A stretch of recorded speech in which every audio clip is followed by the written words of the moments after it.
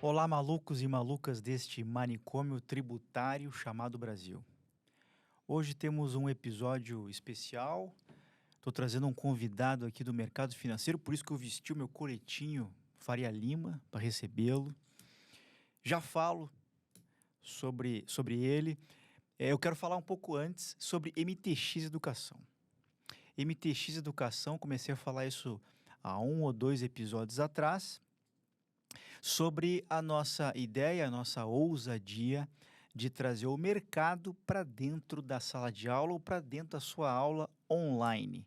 E não apenas assuntos tributários, a gente vai falar sobre psicologia, sobre negociação, sobre literatura, sobre uma série de outros assuntos que orbitam ali o mundo dos negócios e que ajudam a gente a construir melhores repertórios através da filosofia, de antropologia, enfim, uma série de outros assuntos que a gente vai discutir bastante nos nossos cursos a partir de agora, inclusive contando com outros especialistas.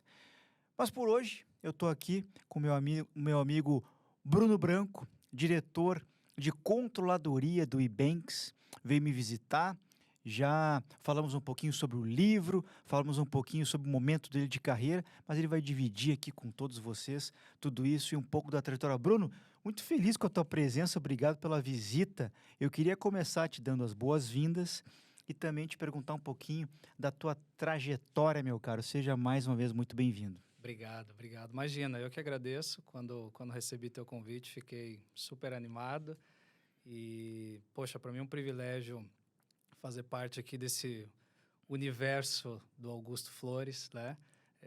Para a gente fazer esse papo e muito feliz de ser parte aí do teu projeto de alguma maneira. Maravilha, Super obrigado. eu que fico feliz. Vamos lá, falando um pouquinho de trajetória. Eu acho que a coisa começa, Augusto.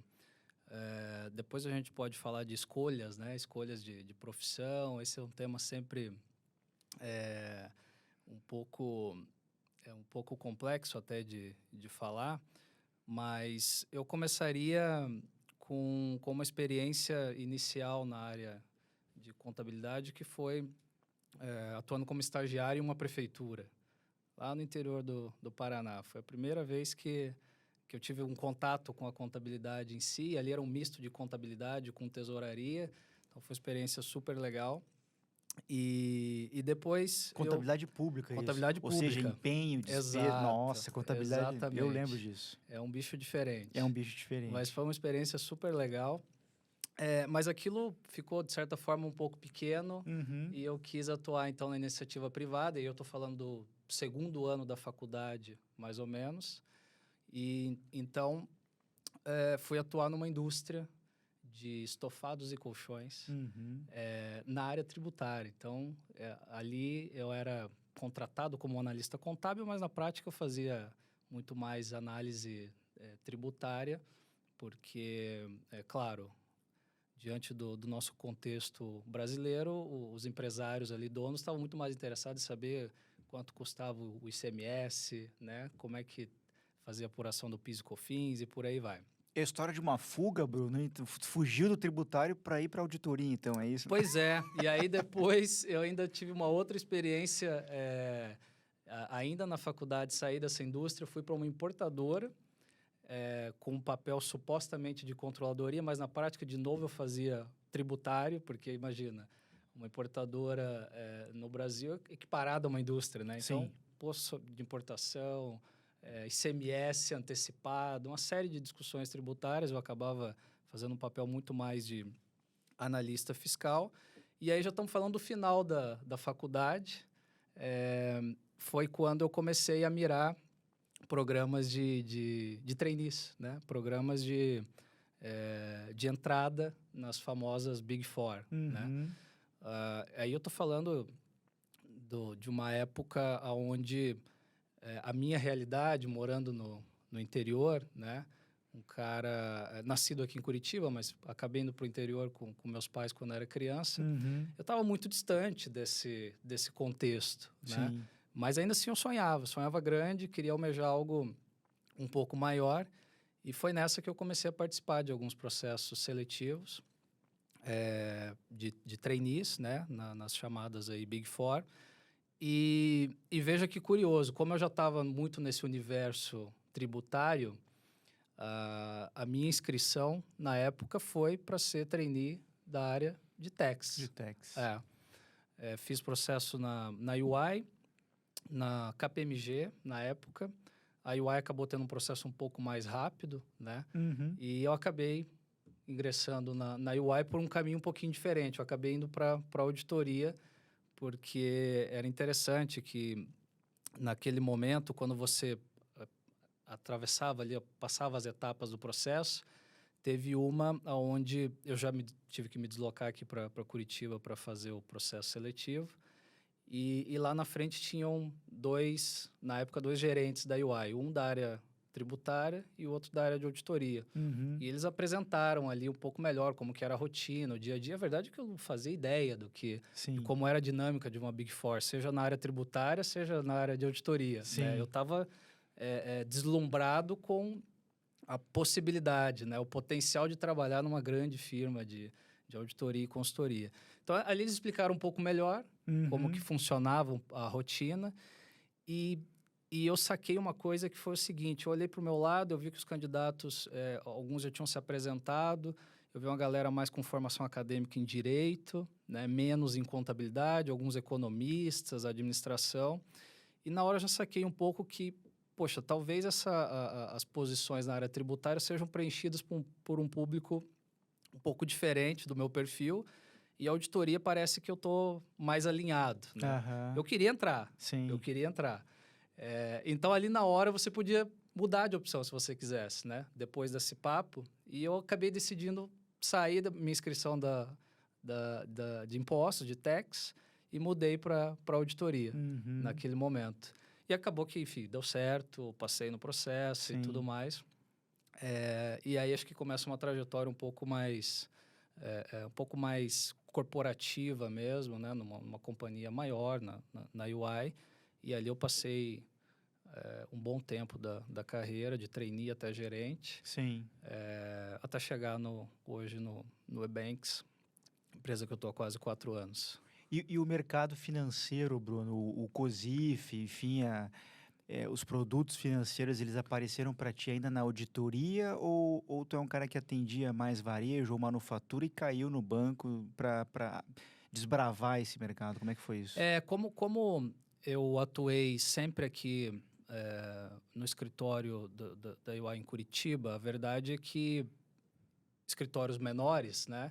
Você acaba atuando em indústrias muito distintas, né? Então, poxa, tive a oportunidade de fazer auditoria em empresa de indústria de café, indústria farmacêutica, construtora, indústria de bens, de materiais, algumas pequenas financeiras, né? Passei por banco, então eu tive esse dinamismo durante essa trajetória na auditoria. Então foi ali que eu tive sim um pouco de contato já com o que seria, né, o sistema financeiro, mas ainda um pouco distante, né? Não era o meu core business de atuação fazer auditoria em empresas da área financeira em si, né? Sim. Tive um primeiro contato, mas normalmente por realidade de Brasil, né, as grandes instituições financeiras ficam basicamente concentradas em São Paulo, Sim. né, e com equipes muito específicas, dedicadas, né, ao tema. Então, mas ali eu tive um certo contato inicial com esse universo financeiro. Muito legal.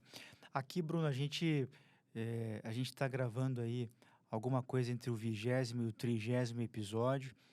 Tive recebendo aqui queridos amigos de montadora, de consumer goods, de consultoria, advogados, funcionários públicos estiveram aqui comigo, queridíssimo Francisco Inocêncio, o Júlio Bueno, e mercado financeiro tu é o primeiro, né? De banco tu é o primeiro.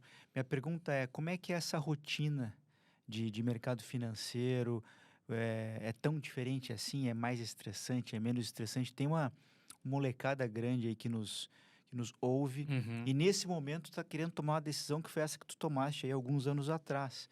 Vou para cá, vou para lá, vou para consultoria, vou para um banco, enfim.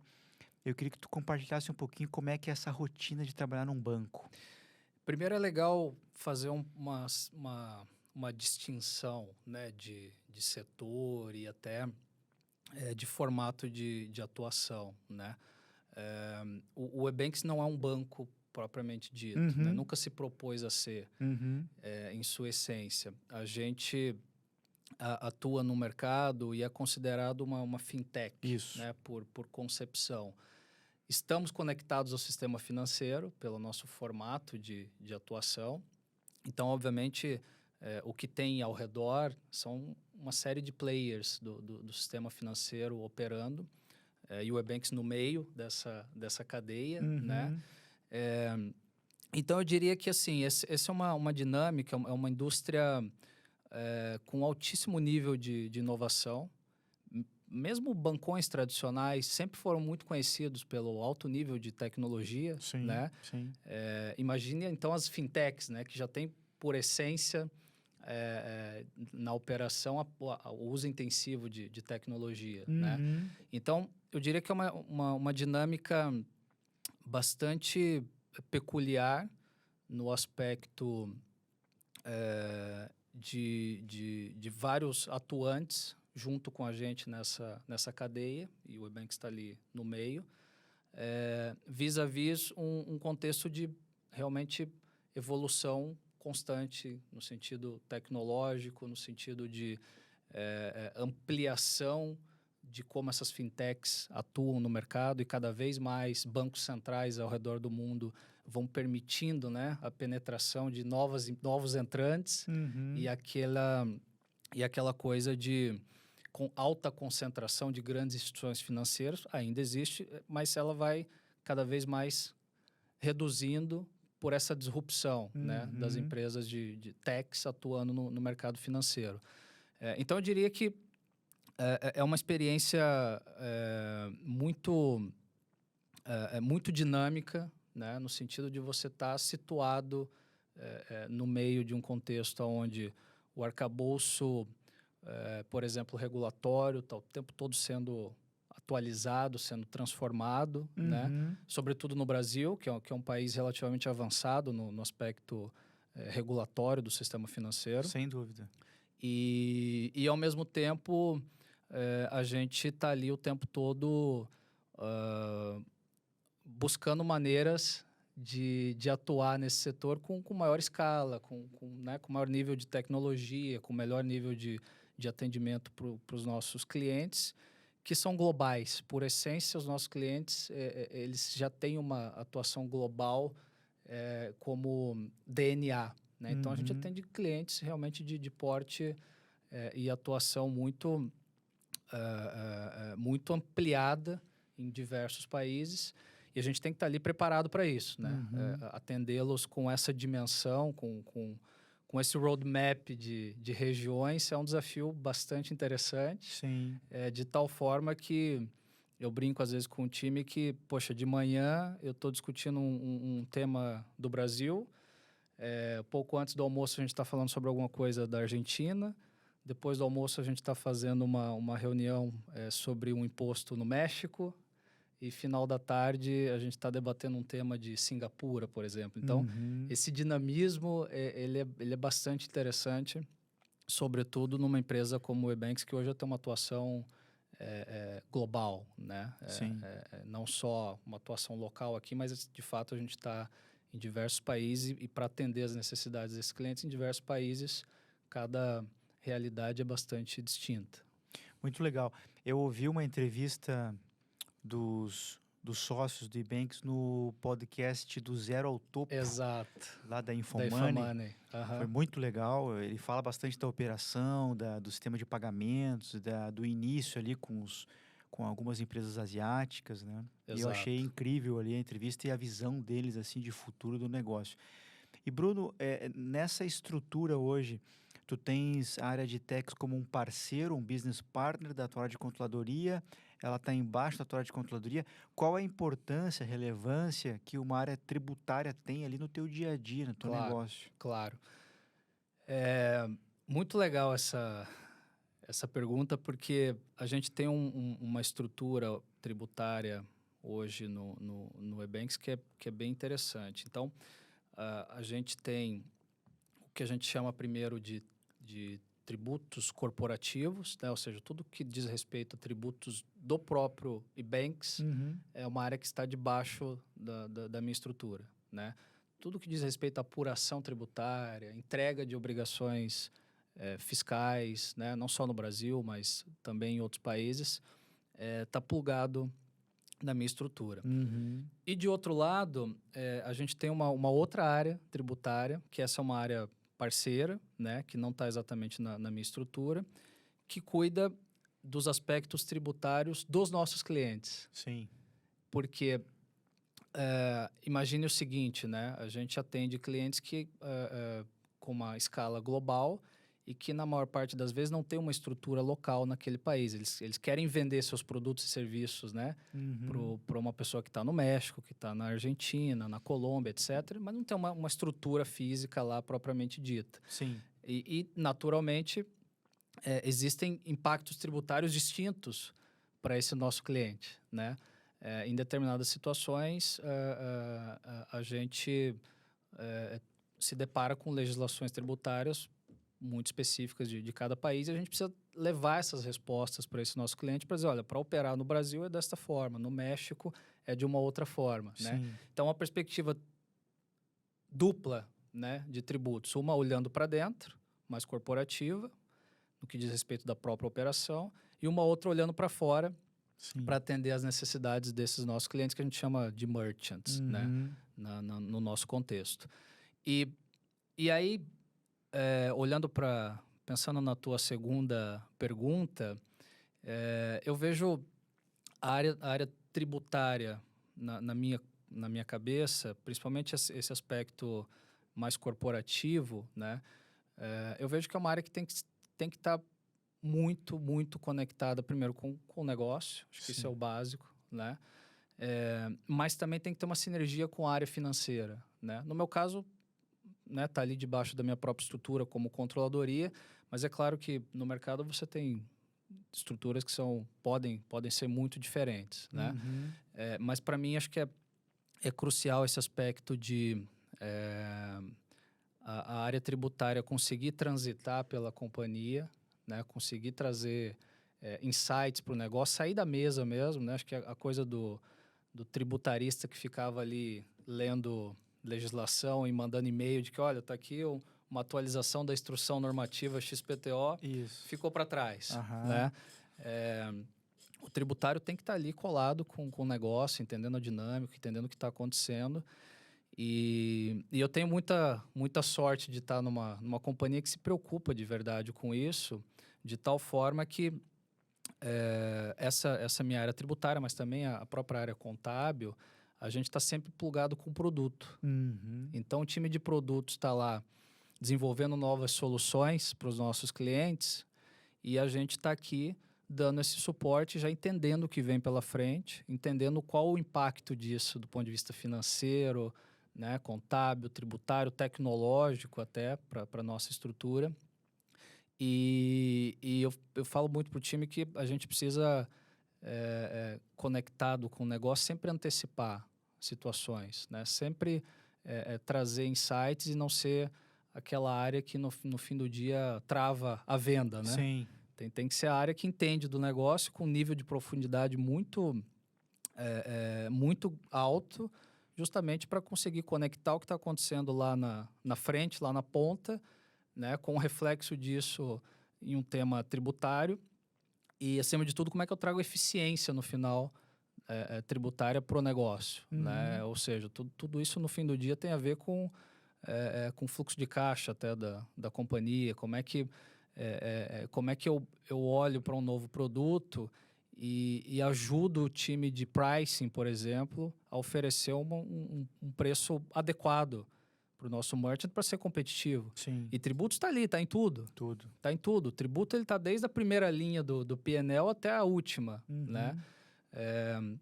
Então, o que eu sempre debato com o time, né? O que eu sempre espero ali é que a gente consiga estar realmente assim, entrelaçado com a realidade do negócio, né? No jargão popular, a gente ir para o chão de fábrica mesmo, entender o que está acontecendo lá na ponta e atuar como um parceiro do negócio no final. Como é que a gente faz aquilo dar certo de maneira eficiente, obviamente cumprindo com as obrigações Sim. existentes, né? Mas ainda assim entregando um resultado que seja adequado para o negócio e até validando uma nova estratégia comercial, um novo país, um novo produto onde a gente começa a operar. Muito legal tu comentar isso aí, porque tu deve ser o 15º que fala dessa questão da conexão da área tributária com a área de negócios, né? Que é fundamental.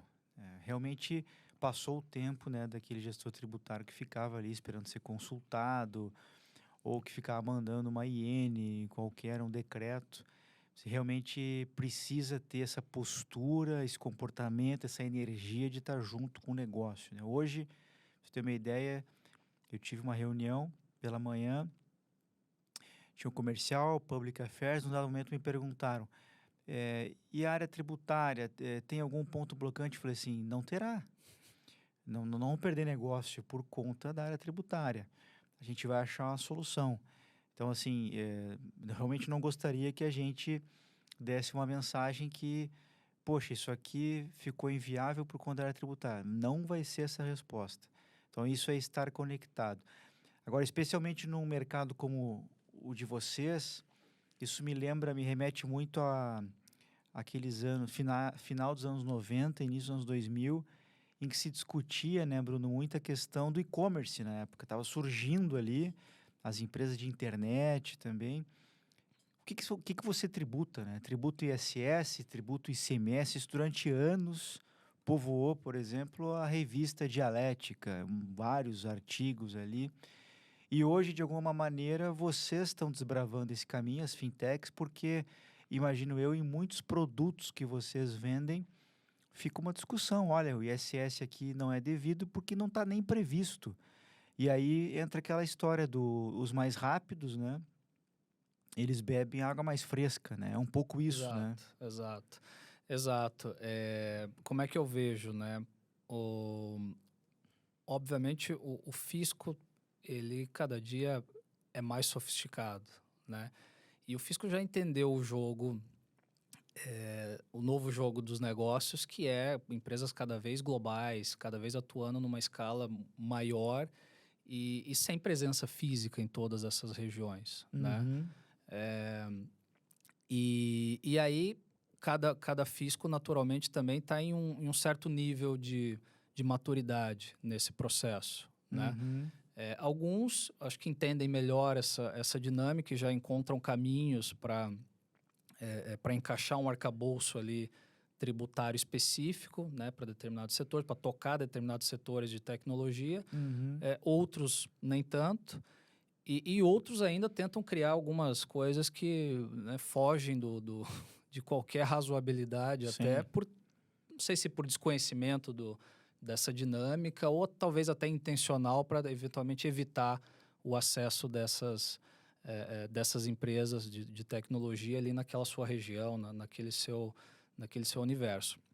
Mas é um fato que cada vez mais o fisco realmente está encontrando maneiras, né, de tratar o universo tecnológico e, obviamente, o profissional tributário precisa estar atento a isso, precisa estar ali no meio, entendendo o que vem pela frente. Poxa, na Colômbia, o fisco local já trata dessa forma. Pode ser uma tendência para um próximo país, um tratamento similar, né? Vamos ficar atento, como é que a gente antecipa uma situação como essa, né? E por vezes até, eu acho que o fisco tem sido até aberto a conversas, né? Para entender a dinâmica daquela indústria em si. Vide o caso, né, de Brasil recente que a gente teve aí.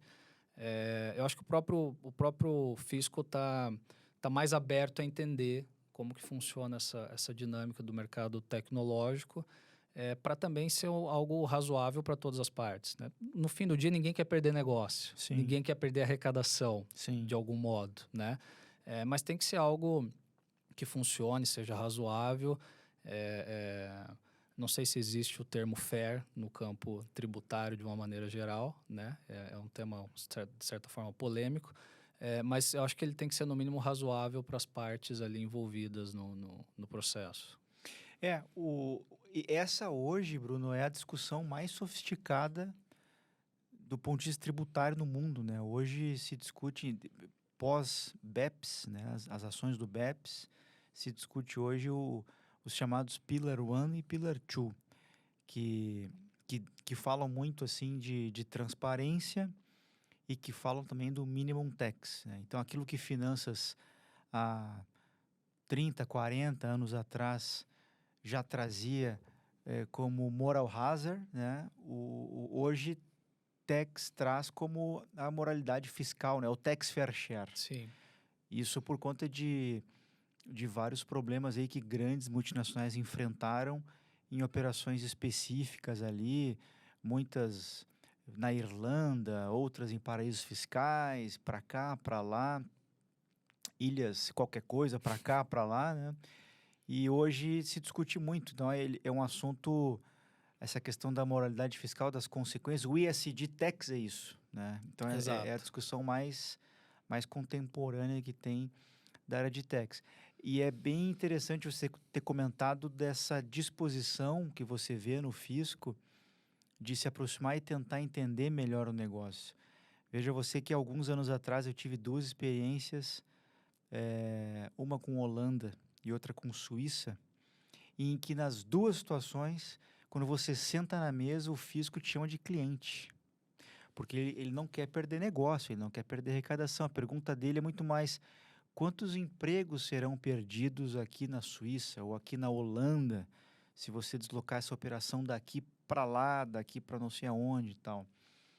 Então é diferente daquela visão mais curta, mais rentista de que por quanto que eu vou perder de arrecadação, tem renúncia, não tem renúncia, não tem mais nada a ver com isso, né? A discussão ela mudou completamente, né?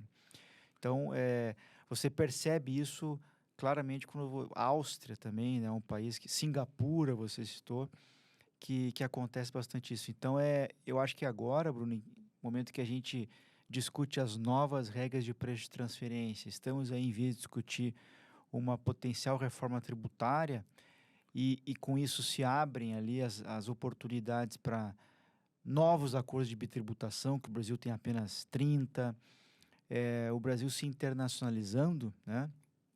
Finally, a gente quer realmente que o fisco também esteja com essa mentalidade preparada para acompanhar a velocidade dos negócios. Do contrário, tem muito negócio que vai sair daqui, né? Vai ter aí centros de serviços compartilhados em outros países cada vez mais, né? Então, são questões aí muito importantes e não são de governo. São Exato. questões de Estado, né? Então é importante que a gente fuja dessa polarização política, que a gente não discute política, a gente discute negócio, né? Então são questões de Estado. O Brasil precisa se posicionar para ser um ambiente mais atrativo para os negócios. Acho que esse é o grande ponto. Nesse sentido, Bruno, eu queria te perguntar, você ao longo da sua carreira com certeza atendeu multinacionais que investiam no Brasil. Qual é a diferença entre essas multinacionais, o capital estrangeiro que vem para o Brasil, para uma multinacional que é brasileira e atua fora, né, atua no mundo todo, como é o caso do Ebanks? Qual que é essa diferença de mentalidade? É legal essa pergunta, porque agora você me fez lembrar de algumas discussões que eu tinha quando estava do lado de lá da mesa como auditor, né? Em que às vezes tinha que explicar para alguém lá fora como é que era a dinâmica do Brasil, mesmo eu não atuando naquele momento como um consultor tributário, mas a gente reportava os números e tinha que dar explicações, né? Isso. E eu me lembro de discussões sobre, poxa, por que você tem aí há tanto tempo acumulado um crédito tributário de ICMS, né? Poxa, porque é uma empresa substancialmente exportadora, então ela acumula crédito na entrada, não consegue realizar esse crédito na saída. Alguns estados têm mecanismo de venda do crédito, outros não, precatório, enfim. Uhum. Então era sempre difícil fazer esse tipo de discussão com o estrangeiro, né, que investia no Brasil. Agora, estando numa empresa brasileira, multinacional, Sim. é interessante porque aí o viés inconsciente ele é diferente. A gente já parte do pressuposto de um alto nível de burocracia, que é onde a gente atua hoje, Sim. né? O manicômio O tributário. manicômio tributário. E de tal forma que, às vezes, quando a coisa ela, ela é razoável, nos parece uma obra-prima Sim. da arte tributária. E quando você vai ver, poxa, por que isso não é assim no Brasil também, né? Uhum. Então é interessante esse paralelo, porque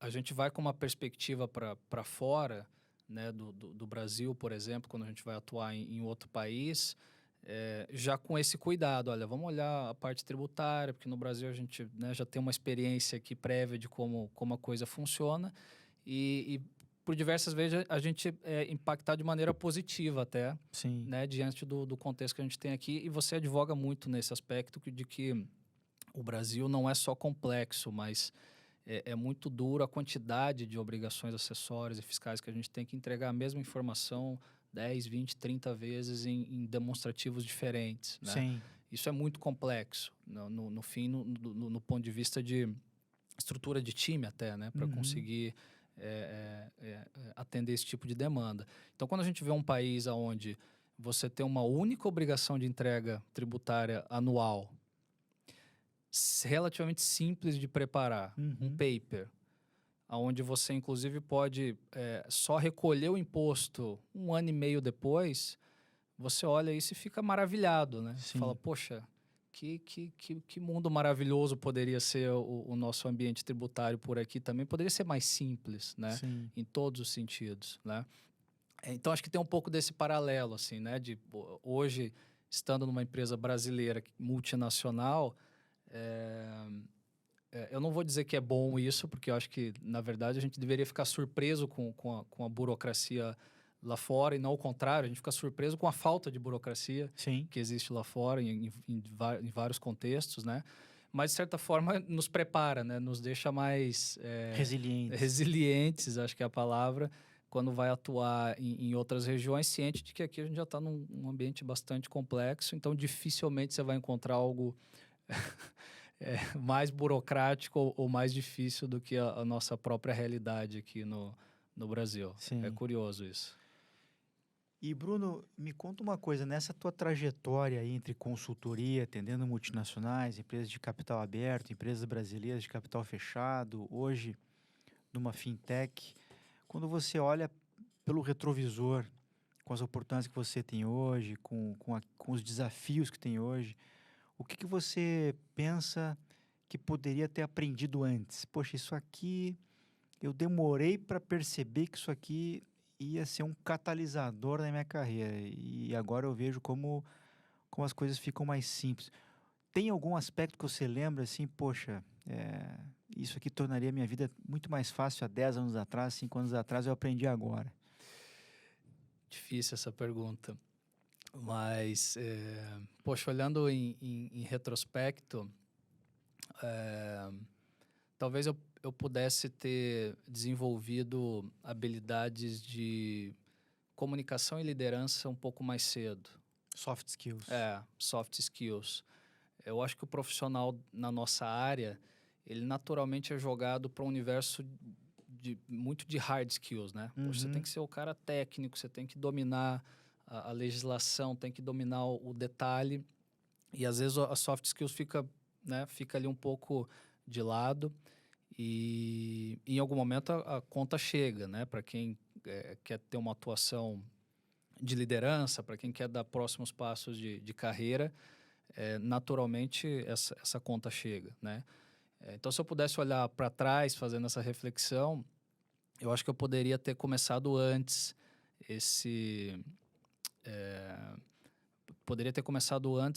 a aumentar o meu repertório nesse aspecto de comunicação e liderança, para estar um pouco mais preparado para o que vinha pela frente. Porque minha carreira, de certa forma, ela foi acelerada. Eu pisei no acelerador, né? E isso naturalmente traz consequências, Sim. né? Quando você pisa no acelerador, de fato, você não consegue olhar para tudo e nem consegue ter essa dimensão e maturidade, né? De enxergar e antecipar futuro, de certa forma, né? Então, hoje eu vejo que é algo que poderia ter me ajudado ao longo da trajetória. E no início eu sempre fui um cara talvez um pouco mais conhecido pelo conhecimento técnico, né? Mas depois isso, obviamente, nunca perdeu a relevância, mas você tem que jogar um jogo mais balanceado, né? Entre hard skills, soft skills, como lida com o time. Hoje, um time até global, né? Eu tenho pessoas que não atuam no Brasil, atuam fora do Brasil, né? No meu time. E eu tenho perfis distintos ali dentro, onde essa coisa da comunicação, da adaptabilidade, de como se comunicar, qual é o público, né? Qual é a senioridade dessas pessoas do time, ela é algo fundamental, fundamental.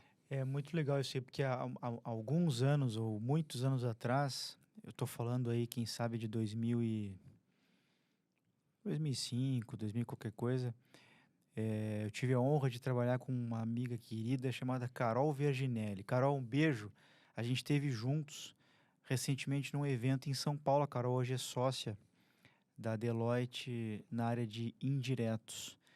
E eu me lembro de uma conversa que eu tive com a Carol no cafezinho, que ela falou assim, poxa, eu virei gerente, eu me sinto assim, eu dormi sênior e acordei gerente. E agora alguém botou na minha mesa que eu tenho que vender lá X milhões e eu nem sei por onde começar, como é que é? Será que eu tenho que ligar para alguém? Eu tenho que fazer promotion? Eu tenho que convidar para almoço? Enfim, né? E é um pouco isso. Naquela época, eu saí das Big Four em 2009, tá?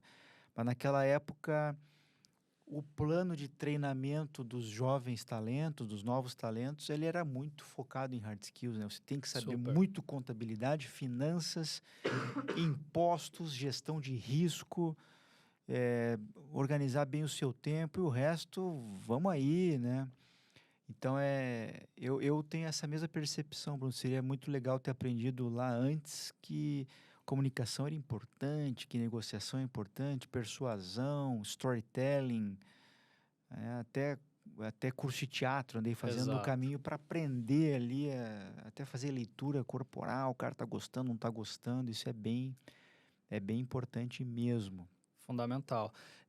E sobretudo em uma área como, por exemplo, aqui para o meu mundo de controladoria, onde eu tenho diversos stakeholders, né? Cada um com uma expectativa diferente e cada um com até certo nível de conhecimento técnico distinto também, né?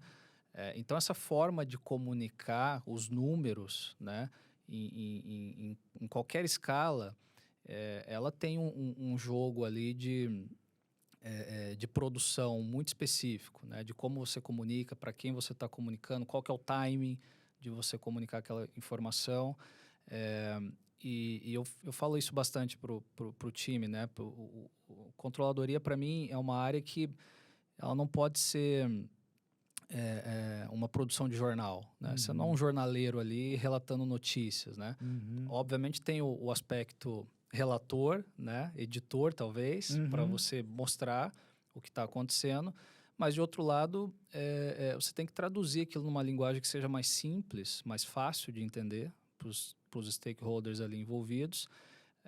E, sobretudo, nessa linha de estar conectado com o negócio, essa informação que você está reportando tem que trazer insights. Posso simplesmente trazer um número frio, fechado, né? Sem explicar de onde ele veio, por que chegamos ali, qual a correlação daquilo com a margem, qual a correlação daquilo com o crescimento ou declínio da receita, do volume, né? Então, de fato, é o tipo de skill que você não aprende na faculdade, infelizmente, né? E que muitas vezes você não aprende também no dia a dia, se ele que seja muito técnico. Que, de novo, é importante, né? Eu acredito muito nisso, é a escola que eu vim, né? Mas, naturalmente, você precisa ir transitando e até evoluindo o teu estilo de comunicar, de persuadir, né? De interagir com outras áreas. E acho legal que você advoga muito nesse sentido e tem esse ponto muito forte no teu livro, que é a coisa da transversalidade. Né? Eu acredito muito nisso também. Eu acho que o profissional tributário, contábil, de finanças em geral, ele tem que ser transversal. Sim. Né? De novo, acabou a área financeira que só reportava número. Né? Uhum. Não é esse papel ele praticamente inexiste. Né? Você tem que sempre ter uma história para contar. Né? Não é só um número frio que você está ali colocando num papel, num PowerPoint, num Excel e joga ele para frente. Né? Sim. Você tem que conectar ele com alguma coisa. Você tem que traduzir, você tem que abstrair a complexidade tributária, contábil, regulatória por trás daquilo em palavras objetivas, simples, né? Para quem está do outro lado entender, mesmo que seja, às vezes, até um leigo no assunto, mas é papel desse profissional, né? Conseguir Perfeito. traduzir dessa forma. Eu me lembro que quando entrei na UI, eles mandavam os trainees fazer um treinamento em São Paulo e a gente passou lá 3 semanas em treinamento, das quais 2 eram basicamente contabilidade pura. Sim. E aí trouxeram um professor da USP, na época, ele entregou para cada um 2 livros, um de contabilidade introdutória e o outro era o livro de exercícios daquela obra, né? E a gente ficou ali 2 semanas fazendo lançamento de débito e crédito, fechando balanço e tal. Foi uma experiência incrível, assim. Eu brinco que de verdade eu aprendi contabilidade na auditoria. Sim. Obviamente, né? Pela experiência, pela intensidade, pelo contato intenso com a realidade e não com só o aspecto teórico, né? Então, quer dizer, essa coisa do hard skill ali no contexto de Big Four, ela é muito forte, ela é muito presente e ela é atuante o tempo todo. É claro que à medida que você vai crescendo na carreira, vai galgando degraus, também são oferecidos novos treinamentos, né, de soft skills, de liderança, mas é difícil o profissional, né, conseguir fazer essa transição, né, e se situar numa nova realidade que não é só demandada aquele conhecimento técnico, mas também habilidades que, obviamente, podem ser treinadas, mas é um outro jogo. É um né? outro jogo. É um outro jogo. E é outra coisa que você fala bastante também da adaptabilidade. Sim. Né? E a adaptabilidade, para mim, ela percorre não só momentos de carreira, mas ambientes de atuação. Né? Cada indústria, cada segmento, cada momento, cada cultura, né? Exige situações e adaptações diferentes. E a cultura da própria empresa evolui ao longo do tempo, né? Para se adaptar à nova realidade do negócio. O profissional que está ali inserido precisa se adaptar junto, precisa entrar naquele jogo, entender que a dinâmica mudou, né? E continuar sendo relevante para o negócio, né? Ainda assim. Então, super importante isso. O Rodrigo, nosso amigo Rodrigo Silva, com quem tu trabalhaste Sim. e com quem hoje eu trabalho, né, na Volvo, ele comenta isso bastante, que ele fez administração e direito. E ele diz o seguinte, cara, mas eu aprendi contabilidade nas 80 horas do curso da Inuai, né? E quando a gente percebe esse tipo de coisa, Bruno, a gente percebe que realmente algum problema há com o processo educacional, pedagógico, porque... E é aí que entra a MTX Educação. Porque a gente precisa, primeiro, fazer uma curadoria do que é importante e, segundo, aquilo que é importante, a gente tem que ter a capacidade de ensinar de uma outra maneira. Porque quando a gente fala da contabilidade, dos números, né, eu gosto muito da expressão assim, que os números, eles contam histórias. Quando você olha um balanço, você entende ali que o negócio naquele tem aqui um ativo, tem um passivo, o resultado foi bom, não foi bom, isso gerou caixa, não gerou, tá tudo certo. Tem os indicadores, índice de liquidez seca e para cá, para lá. Agora, isso hoje não basta. Você tem que ter um farol ligado para o futuro para você conseguir decifrar esses novos negócios que, por exemplo, vocês fazem e que hoje na indústria automotiva se discute, o caminhão elétrico, o autônomo, produtos novos para cá, para lá. Então, assim, plataformas, né, marketplaces, como é que você vai tratar isso aí do ponto de vista tributário, do ponto de vista financeiro, do ponto de vista de negócio? Isso precisa de mais caixa, menos caixa? Então, assim, os números, eles olham para trás, é o retrovisor.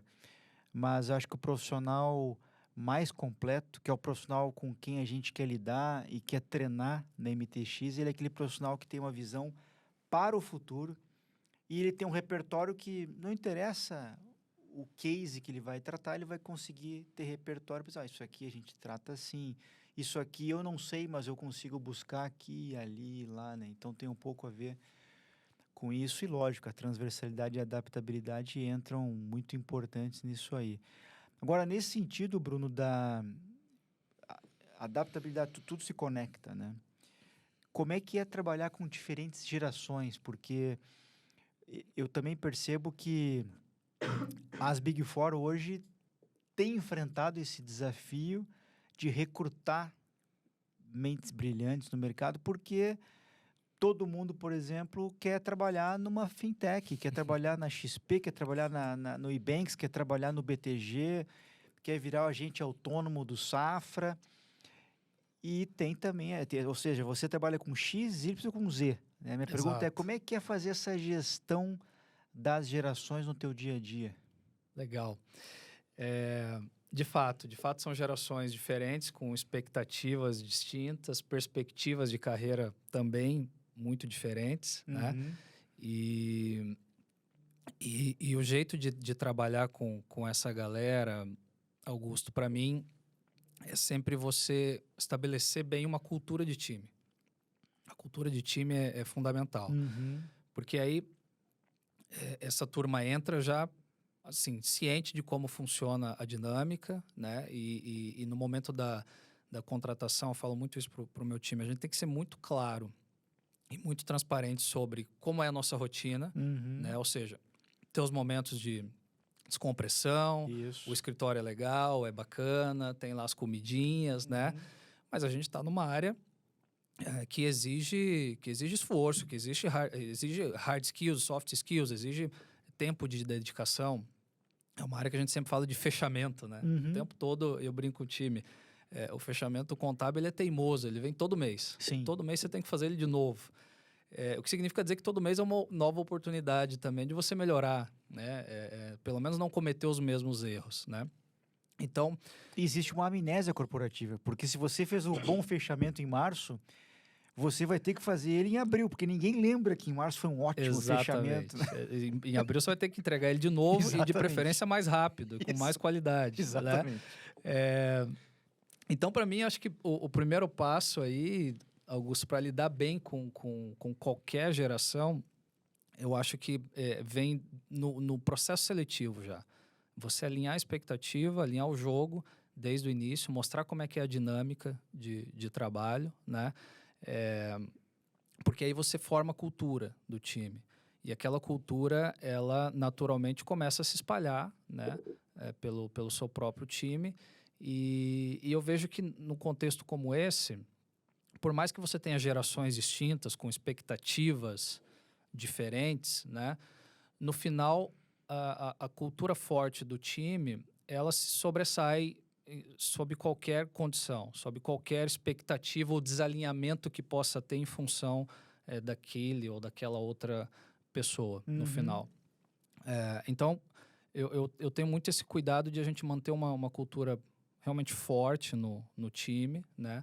Uma cultura de entregas relevantes, de qualidade. A gente tem uma missão de time bem escrita, bem estabelecida, que eu gosto de disseminar o tempo todo para o time entender qual que é o propósito, o que a gente faz ali enquanto time. Né? Por que existe esse time de controladoria ali?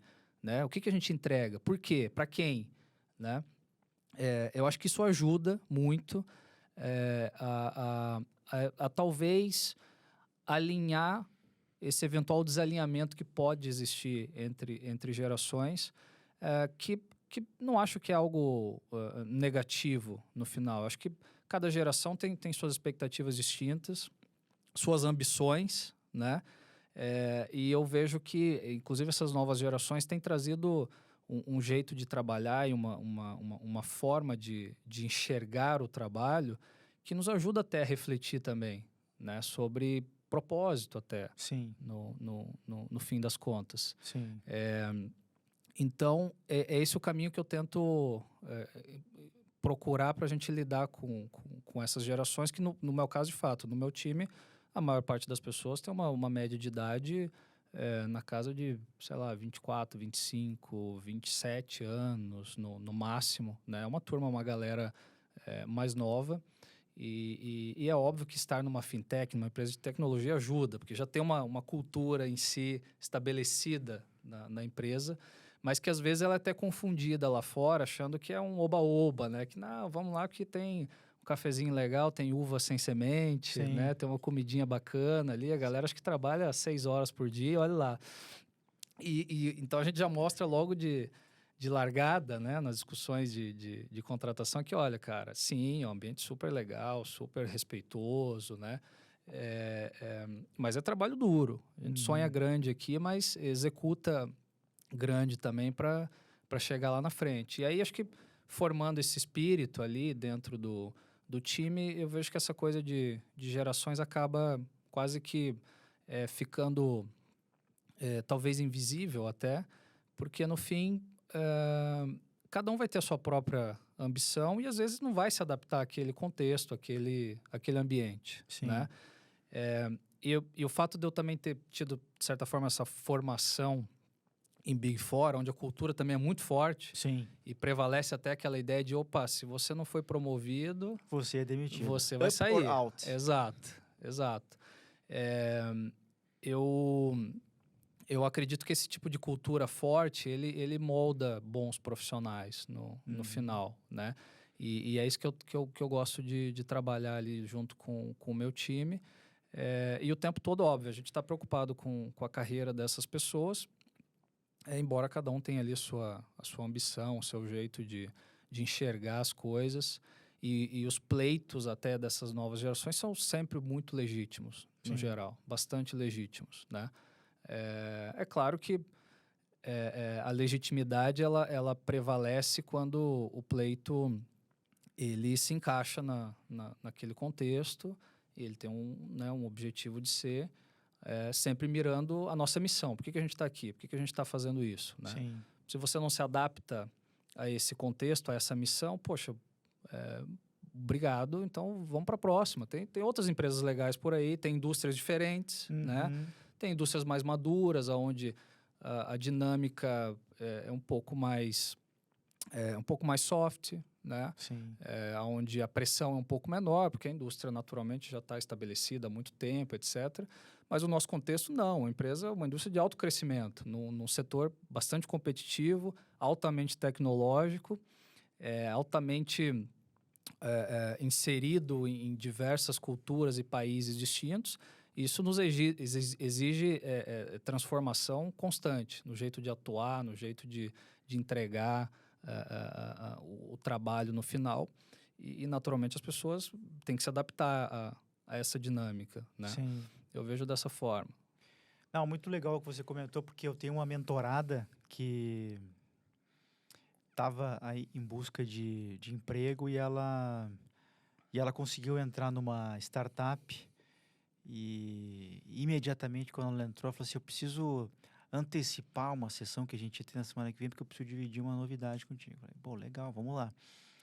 E aí me diz ela assim, poxa, entrei numa startup, assim, assado, e não é aqui de Curitiba, né? Eu atendo em mentoria pelo Teams, então está em São Paulo. E aí me contava, falou assim, não, poxa, muito legal, porque tem lá a mesa de sinuca, tem descompressão, tem danoninho, tem, né, um freezer da Kibon ali, aí all you can eat, é uma maravilha aquilo ali. E eu fiquei deixando ela falar e tudo, eu falei assim, poxa, legal, e qual a tua visão disso? Não, a visão é que eu consegui entrar num lugar incrível, né, um bom ambiente de trabalho. E eu falei, eu concordo com tudo isso. Mas já te contaram quem vai pagar por isso tudo? Porque, assim, é um business. Tem que dar dinheiro. Claro. Então, assim, tem tudo aquilo ali, mas você vai trabalhar muito. E não estou dizendo que isso é melhor nem pior. Isso é uma opção. Agora, não caia nessa armadilha de que, poxa, olha que maravilha. Né? Não entre nessa armadilha O socialismo na Faria Lima, isso não existe. Aquilo ali tudo você vai ter que pagar aquela conta, né?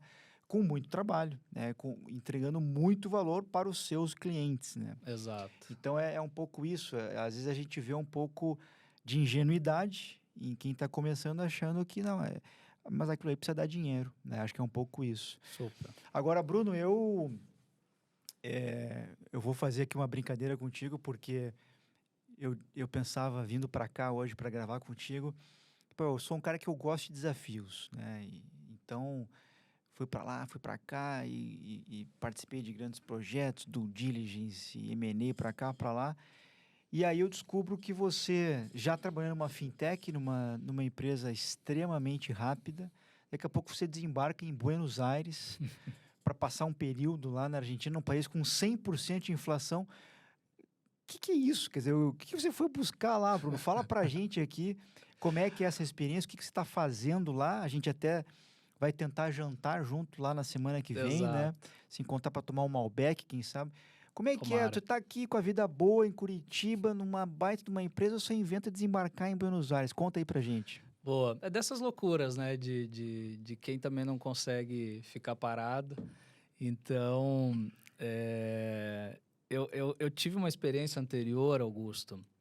Eu gosto de lembrar disso. Que foi na própria UI. Uhum. Eu tive a oportunidade de passar 3 meses trabalhando em Lima, no Peru.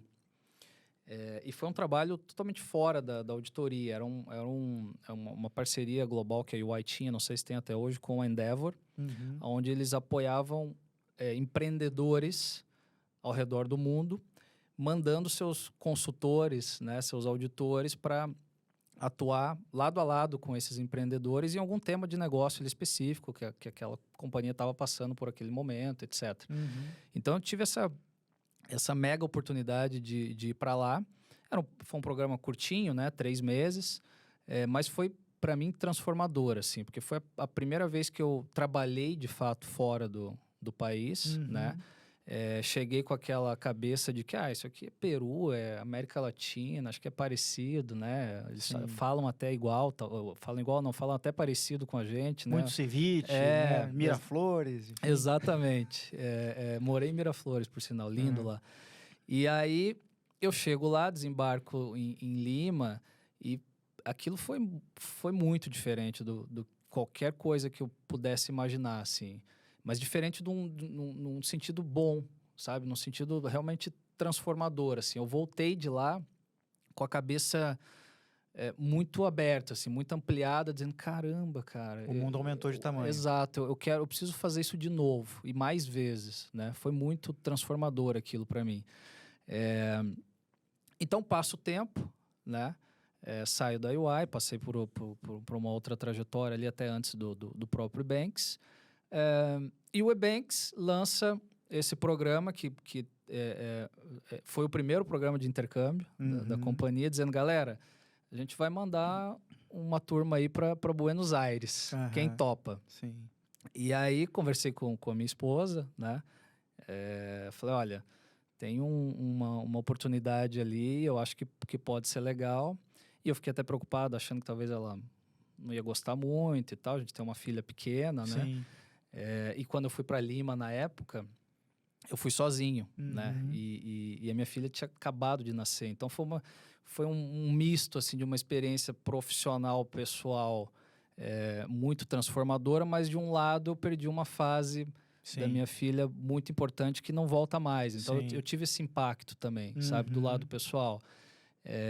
E dessa vez eu falei, poxa, obviamente que eu não vou sair daqui e me aventurar para a Argentina sem estar alinhado em casa, né? Claro. A família tem que ir junto. Inclusive, eu tinha esse alinhamento com a minha esposa e dizia, olha, próxima oportunidade, ou vai todo mundo ou não vai ninguém. Sim. Então, eu tive esse papo com ela e, no fim, ela ficou mais animada do que eu. Falou, não, quando que vai ser? Vamos para lá, vamos para lá. E elas, claro, sempre ouvindo essas minhas histórias lá do Peru, dizendo que foi super legal, foi transformador e tal. Ela topou e a gente se meteu lá em Buenos Aires desde março e assim, tem sido incrível. Acho que melhor do que eu imaginava em todos os sentidos, porque, de novo, né, eu tô revivendo essa coisa de estar fora do país. Não estava numa zona de conforto, obviamente. Mas quando você se desloca para um outro país, para uma outra residência, uma outra cultura, uma outra língua, é o total desapego até das suas próprias coisas, né? Das suas próprias coisas materiais, de certa forma. Do seu conforto ali, da sua própria casa, Sim. né? Que você deixa um pouco de lado e vai se aventurar. Então, é até um exercício de humildade, eu acho, que eu penso que é super importante. E que tem sido uma experiência incrível em todas as esferas. Assim, a Argentina, você sabe bem, tem seus desafios, né? Para Sim. qualquer empresa que quer atuar lá, né? No nosso caso, não é diferente. Sim. Mas viver essa realidade de perto tem sido, assim, transformador, porque também, poxa, me faz entender melhor a dinâmica de como as coisas acontecem lá e por que acontecem dessa forma. E como que eu pego esse insight para aplicar numa realidade do Brasil ou de outro país, né? É a coisa de ampliar repertório no final e sobretudo, estar em constante evolução e se desafiando, né? Saindo do teu mundo, da tua realidade, se mexendo, né? No primeiro momento parece uma doideira, uma loucura, né? Mas depois você olha para trás e fala, cara, valeu a pena. Poxa, que bom que eu tive essa experiência e dessa vez está sendo 360 graus, né? Com a família toda. Sim. Minha filha está indo para a escola lá. Então tá super legal. Muito legal. Super legal passar por isso. Muito bom. Vamos ver se a gente consegue por favor, se juntar lá e jantar. Vai ser excelente. Meu caro, a gente está inaugurando, sorte tua ou não, um segmento aqui do nosso episódio que é o Pitacos Corporativos. Legal. Antes dos Pitacos Culturais, nós vamos ter o corporativo. E eu, poxa, tô aqui com alguém que está numa fintech e a notícia da semana... A ideia é ler uma notícia de negócios da semana ou de economia e tentar entender a tua opinião sobre isso, que tipo de impacto tem no teu negócio. Então, os nossos convidados vão começar a ter esse desafio também. E aí, reunião do Copom, os juros se mantêm em 13,75. Minha pergunta para você é, que tipo de impacto tem, né, no seu negócio o juros se manter, os juros aumentar, os juros diminuir, enfim... Se é que tem algum impacto, queria que você dividisse isso conosco. Claro.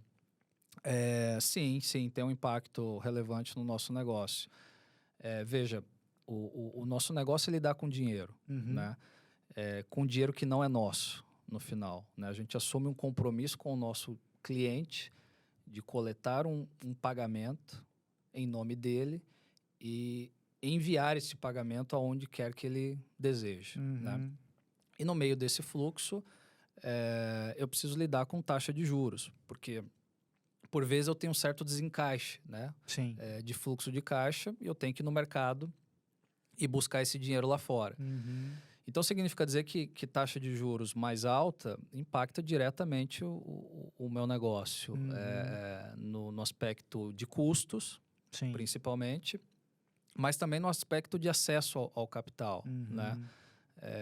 E a gente viu isso, por exemplo, no case da Lojas Americanas, né? Que acabou chacoalhando o mercado financeiro e os bancos, naturalmente, ficam atentos a risco, né? E isso acaba desencadeando uma série de consequências para o mercado e para indústrias que não tem nada a ver lá com varejo, não tem nada a ver lá com a realidade da Lojas Americanas, mas acaba tocando até outras empresas, outras indústrias. Sim. Então, sim, taxa de juros, para a gente, é um tema sensível, que a gente está super atento e que faz parte da nossa rotina, faz parte do nosso dia a dia ali, do nosso negócio. Maravilha. Acho que a expectativa de todo mundo, como de resto a própria indústria, o varejo, é que reduz a taxa. A gente chegar no final do ano aí com uma taxa bem melhor, quem sabe um espaço aí para trabalhar uma redução, porque também a redução da taxa de juros ela faz com que o mercado de capitais também reaja, né? Hoje está muito fácil você ganhar dinheiro, porque você aplica ali, você dormiu, acordou, ganhou 13,75, tá maravilha. Agora, o mercado de capitais, ele é diferente. Você ali você busca boas empresas com bons retornos, bons dividendos, né? Então, a gente, do ponto de vista da indústria, também tem essa expectativa que a gente tem esse espaço aí para reduzir, né, o quanto antes. Exato, Muito bem. exato. Meu caro Pitacos Culturais, é uma sessão aqui nosso, já encaminhando para o final do nosso episódio. Eu costumo perguntar para os convidados um livro, um filme, uma série, um podcast, nessa jornada de lifelong learning, que você tenha lido, assistido, qual foi o aprendizado que você teve, Sim, que você possa indicar aqui para a nossa audiência, tá contigo. legal. Se você me permite, queria tomar a liberdade de indicar os 5 títulos. Claro. Porque eu queria falar, de fato, de uma dimensão um pouco mais ampla, né? E talvez até contribuir aí com teus ouvintes. Uhum. Sobretudo aqueles que acho que estão começando até a carreira, que eu sei que é um público que você atinge de maneira bastante forte aqui, né? Uhum. E então acho legal falar um pouco sobre isso, ou sobre alguns títulos um pouco distintos, né? Uhum. Primeiro, para quem... eu acho que esse é um título que vale para profissionais em início de carreira, mas também para profissionais mais experientes, para a galera que quer entender um pouco melhor controladoria, que é uma área que ela deriva da contabilidade, mas navega em economia, administração, direito, negócio em geral. Sim. E ela muitas vezes até não é muito bem compreendida, né, pelo mercado. E tem um título super legal que infelizmente não tem tradução ainda para o português, mas se chama Controller's Code. É um autor americano que veio de Big Four, veio do universo Big Four, foi auditor e se tornou empreendedor. Ele abriu uma startup nos Estados Unidos que se chama Flowcast, que é basicamente uma empresa de tecnologia focada no nicho do mercado financeiro contábil. Uhum. E aí, nesse livro, ele aborda aspectos da atuação de um ex-auditor indo para o mercado, atuando em controladoria e depois se tornando um empreendedor, né? Então, é bem legal porque ele fala um pouco da própria trajetória ali, ao mesmo tempo em que ele faz essa correlação de o que é uma área de controladoria, o que é esperado hoje em dia de uma área de controladoria. Tem vários insights ali, vários insights super legais.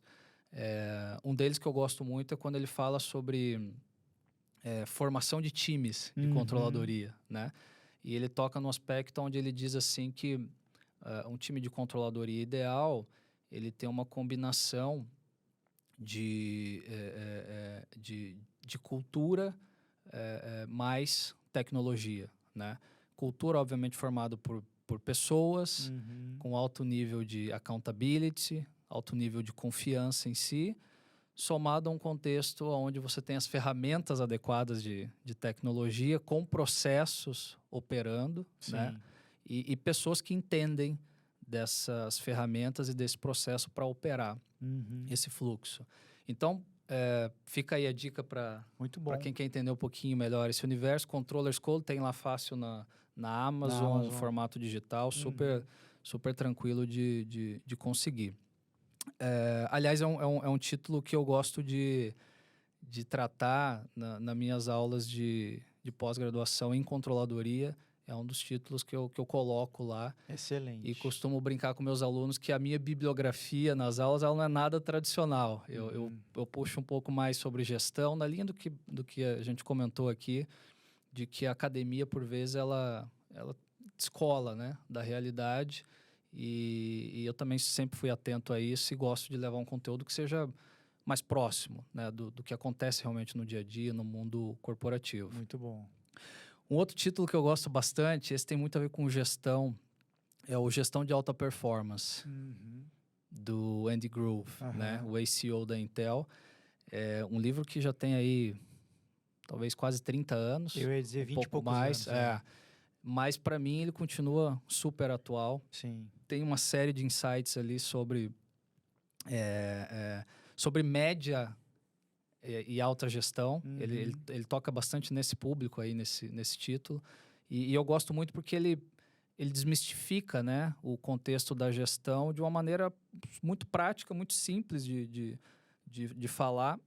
E para mim, trouxe muitos insights ali, sobretudo quando ele fala sobre qual que é o output de um gestor, né, no fim do dia. Eu acho super legal esse título.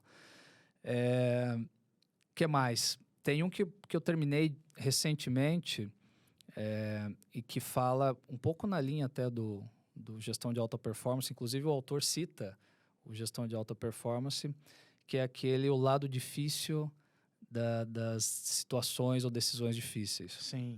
Super legal, um cara também que foi executivo, virou empreendedor nos Estados Unidos e ele toca muito essa realidade de negócios em alto crescimento e como que você lida com esse contexto. É uma empresa dele que abriu capital e quase faliu e teve que se transformar e tal. Eu geralmente gosto de títulos práticos, Sim. né? Que trazem a realidade e menos a teoria, menos a ficção ali. Então, esse título eu acho super legal. E eu acho que vale também para profissionais em início de carreira, para entender um pouco dessa dinâmica do mercado de tecnologia, Sim. principalmente. E aí, acho que tem outro título, mais 2 títulos para fechar. Um sobre liderança, que se chama Responsabilidade Extrema, que eu acho muito bom. Escrito por 2 americanos lá que foram ex-Navy SEALs. E eles trazem, parece um pouco forte, né? Eles trazem a realidade de combate para o mundo corporativo e como você cria um time até que se vê com uma responsabilidade extrema daquilo que está sendo entregue. Eu acho isso fundamental para qualquer líder, né? Ter essa percepção. E ali tem um insight que me marcou bastante, Augusto, em um certo momento do livro, ele traz uma frase bem impactante, assim, que eu gravei. Ele diz o seguinte: não existem times ruins, apenas líderes ruins. Interessante isso. Eu achei isso muito forte, porque no fim do dia, a responsabilidade é do líder. Né? Se o time não está legal, se não está acontecendo a entrega, a responsabilidade é do líder. E ele tem que assumir essa responsabilidade, chamar para si e fazer o que precisa ser feito, né? Arrumar o que precisa ser arrumado. Então, acho bastante interessante esse título, sobretudo para a galera aí que quer entender um pouco mais de liderança ou quer navegar nesse universo. Eu não conhecia esse título, não tinha ouvido essa frase, mas concordo muito com isso, cara. Sabe que me fez pensar aqui, sensacional essa frase. Ela me conecta a uma frase que eu já citei aqui algumas vezes do Guilherme Benchimol, que ele diz que liderança é você fazer coisas incríveis através das pessoas. E tem uma outra frase que é bem legal, que é você fazer com que pessoas normais façam coisas incríveis. Ou seja, realmente é o papel do líder, né? Sempre. Saber conduzir. Sempre. Interessante Sempre. isso. E aí, antes de falar do último título, eu fiz um curso de liderança na Argentina, que foi super legal. Um cara de lá, local, mas escritor de alguns livros de liderança lançados por lá e em outros países aqui da América Latina. E ele falou muito sobre o aspecto de adaptabilidade do líder, o papel de protagonismo, atitude, né? Ele falou muito sobre, poxa, o líder é um cara que tem que ter atitude, né? Mas em dado momento ele falou também um pouco sobre inovação, e algumas ideias de inovação. E uma coisa que me marcou, entrando nesse papo um pouco de liderança, foi, ele disse assim, olha, o líder, ou o profissional, de uma maneira geral, ele tem que ser uma pessoa curiosa, né? Tem que ter uma curiosidade intelectual ali presente o tempo todo, né? Eu me considero um cara bastante curioso, intelectualmente falando. Até brinco que uma frase que eu ouvi há muito tempo que diz assim que é melhor você ser um burro esforçado do que um manga larga preguiçoso, né? Eu acredito muito nisso. E eu acho que eu sou esse cara. Eu sou o burrinho esforçado, tá ali o tempo todo curioso, querendo aprender alguma coisa nova e tal, sempre se mexendo. E aí ele trouxe um paralelo que para mim foi muito forte, Augusto, quando ele disse assim, infelizmente, a gente acaba matando a curiosidade e portanto, a inovação logo na infância. E aí ele disse assim, eu vou cantar uma musiquinha aqui e vocês me dizem... E ele sabia que na turma tinha, né, tinha brasileiro, tinha peruano, tinha colombiano, argentino, tinha pessoas de pelo menos 5 ou 6 países diferentes. Ele falou assim, eu vou cantar uma musiquinha aqui, eu quero ver se vocês também conhecem no país onde vocês moram, onde vocês vivem, né? E ele começou assim, não sabe, vai ter que aprender. Que é aquela musiquinha que a gente escutava na escola para quando o aluno é muito curioso, né? Sim. Pergunta o tempo todo. E no final, veja como, de maneira velada, você já está matando a curiosidade, a criatividade, a inovação, né?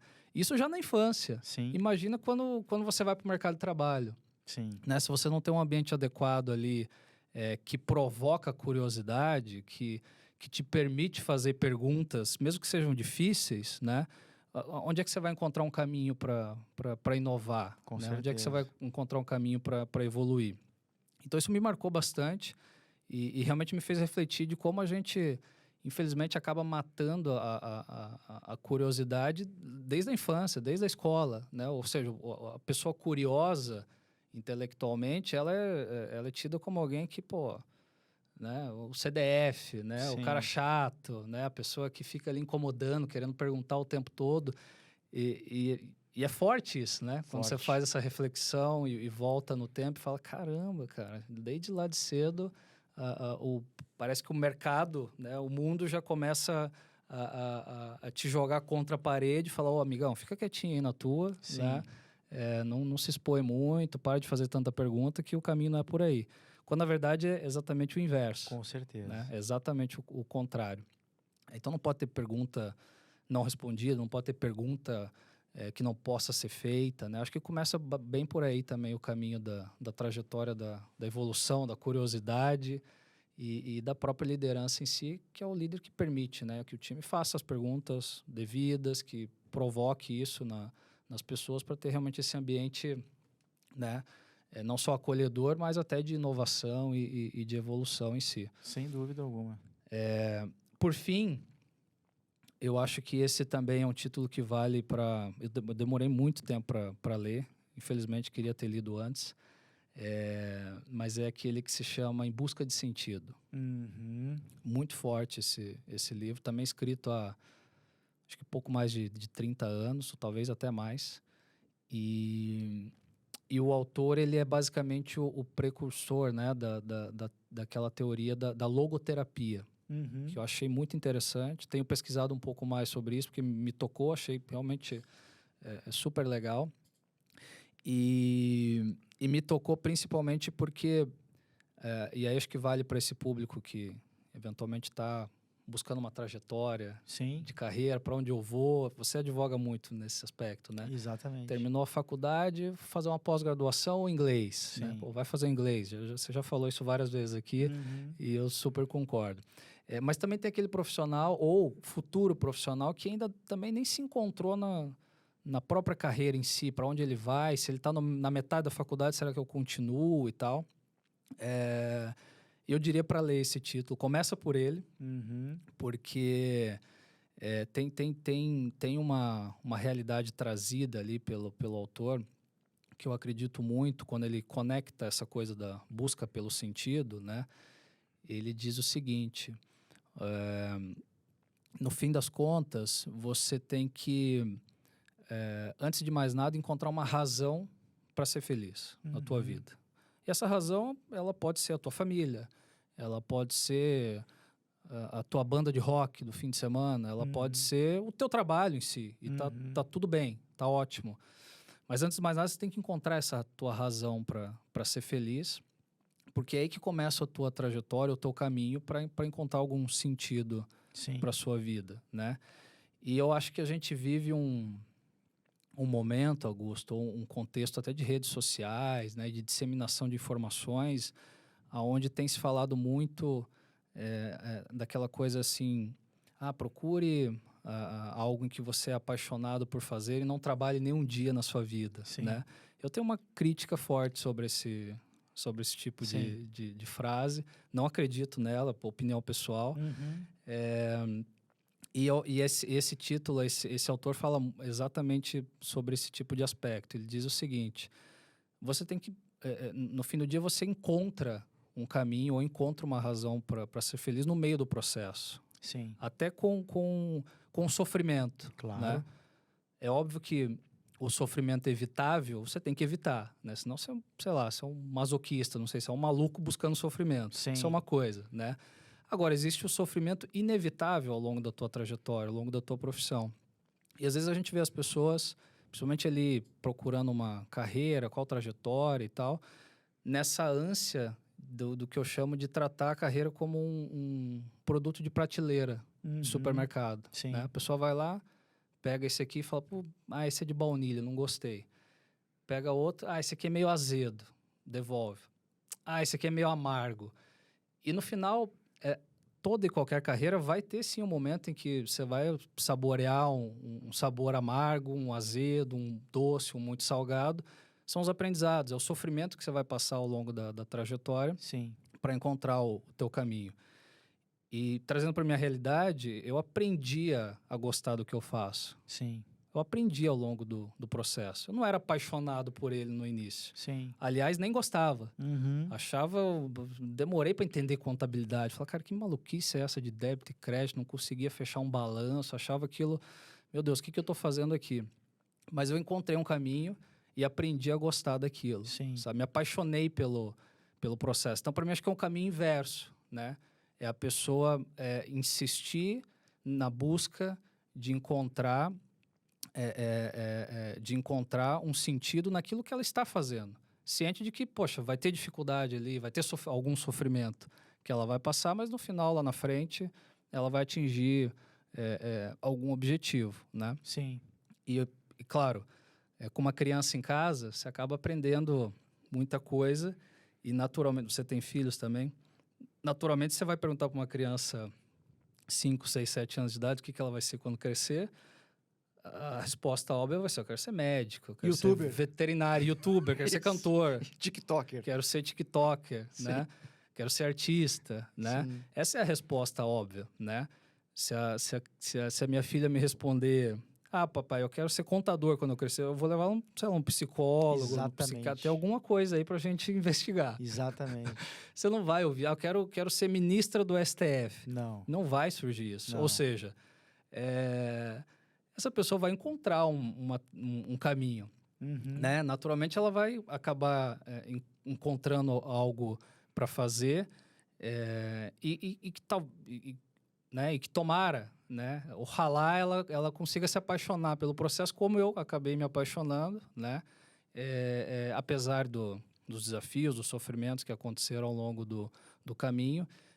Então, eu acho que esse título ajuda muito, muito mesmo esses profissionais que talvez estão aí até um pouco perdidos na carreira, de olhar para frente e falar, cara, talvez eu tenha que, na verdade, me apaixonar pelo processo e não buscar aquela área que eu vou achar que é maravilhosa e que eu vou me apaixonar, porque, de verdade, eu não sei eu acho que ela não existe. Sim. Algo que você, né, bateu os olhos, me apaixonei por isso aqui, quero fazer isso o resto da minha vida e, portanto, nem vou sentir que eu estou trabalhando, né? Sim. Acho que não, acho que no final é trabalho duro, é dia que você está bem, é dia que você não está tão bem e vai ter algum tipo de percalço ali no meio do caminho, mas você acaba se apaixonando pelo processo. É como treinar, por exemplo, é como ir para academia, eu gosto de correr. Sim. Né? É como correr, eu gosto de corrida, mas eu não gosto de treinar todo dia. Sim. Mas eu tô lá, por disciplina, né? Tem dia que eu acordo mal, falo, cara, hoje é frio, né? Chovendo. Eu falo, não, eu tenho que ir. Eu tenho que ir. É por disciplina, não é por exatamente porque... Tu não negocia contigo, né? Não, exato. Então, é um pouco disso, assim, é você entender essa dinâmica, essa realidade e falar assim, cara, hoje o tempo tá ruim, mas eu tenho que levantar de manhã e fazer o que precisa ser feito. Sim. E acabou, né? É assim que o jogo funciona no final. Esse é o quinto É o quinto título aí. Que luxo. Cara, eu concordo muito contigo, Brunão, porque eu fui te ouvindo falar e falei assim, nossa, cara, a gente não combinou nada. Então, algumas considerações aqui da minha parte. Eu nunca, passeando, por exemplo, por Bombinhas ou por Floripa, eu nunca vi um livro do Luca Paciolo ali. Exato. Alguém lendo aquilo ali, ou lendo o FIPECAF, uma coisa mais Jamais. até... Nunca vi. Né? Eu mesmo, na época da faculdade, eu gostava de ler o quê? Machado de Assis, Saramago, a biografia do Chateaubriand, sei lá, Gabriel Garcia Marques, entendeu? Mas eu não... o FIPECAF eu lia porque aquilo ia ser minha profissão. Por obrigação. E eu aprendi a me apaixonar por aquilo, saber o poder que aquilo tinha para que eu pudesse construir coisas grandes, uma trajetória bacana, etc. Sabe que há alguns anos atrás, talvez 2016, eu fui no show do Rolling Stones no Maracanã. E num dado momento, assim, anestesiado com aquele show, cara, inacreditável, tô aqui vendo o Mick Jagger, cara. Eu olhei e tava eu e minha esposa, e depois de algumas cervejas ali, eu perguntei para ela assim, olha o que tá acontecendo ali. E ela olhou, mas o que tu quer dizer com isso? Eu falei assim, olha e me diz se esse cara acha que tá trabalhando, né? Ele tá se divertindo, mas só que ao mesmo tempo, cara, ele também tem coisas que ele não gosta de fazer. Com certeza. Ele talvez não goste de acordar cedo, porque dizem que ele é muito profissional, ele malha, um cara que tem aquele, né, toda aquela disposição. Então, assim, todas as profissões, eu que, por exemplo, não consegui ser o camisa 10 do Grêmio, mas o camisa 10 do Grêmio, ele concentra, ele fica menos com a família. Eu não consegui ser vocalista do Pearl Jam, e o cara tem turnê, não sei o que tal. Eu não consegui ser o Michael Phelps, infelizmente, o que eu vou fazer? Mas o Michael Phelps, nada ali, 70 mil metros por semana, etc. E eu não consegui ser o galã da novela das 8. O que eu vou fazer, cara? Eu fui trabalhar com contabilidade, né, virei executivo da área tributária. Mas no final, quando a gente olha lá no bottom line, Brunão, eles também têm muita coisa que eles não gostam. Super. Né? Super. Então é um pouco disso. Fiquei muito feliz, Bruno, com as tuas considerações. Achei um luxo as tuas indicações também, os livros aqui. Eu acho que vai ajudar muita gente boa a construir bons repertórios, meu caro. Muito obrigado. Excelente. Assim, gratidão aqui pela tua presença. Eu tenho aqueles avisos paroquiais de final de episódio. Eu queria, em primeiro lugar, agradecer o Bruno pela presença dele, pelo tempo dele. Vamos ver se a gente marca aquele Malbec lá em Buenos Aires. Por favor. Você que ficou aqui até agora. Puta, a gente tá gravando aqui há 1h e qualquer coisa. Episódio de luxo. 5 indicações de livro, não é brincadeira. Me acompanha lá nas redes sociais, Augusto Flores Oficial, Instagram, Facebook, LinkedIn. Eu tenho o site augustoflores.com.br. Lá você encontra bastante material, tem newsletter, tem live, tem palestra, etc. Manda um WhatsApp para mim, 41 de Curitiba,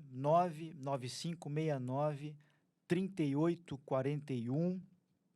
Meu livro segue vendendo uma barbaridade. Toda segunda e sexta-feira eu despacho dezenas de livros para o Brasil todo, autografados, com dedicatória, é uma maravilha.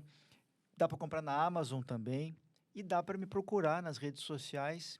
A gente acerta ali um Pix e eu mando para você na sua casa com dedicatória e autografado. E MTX Educação, que nada mais é do que trazer o mercado, trazer essa porção de coisas que o Bruno falou aqui para dentro da sala de aula ou para o online, como queiram, no seu tempo, no seu ritmo. É por aí. Muito obrigado.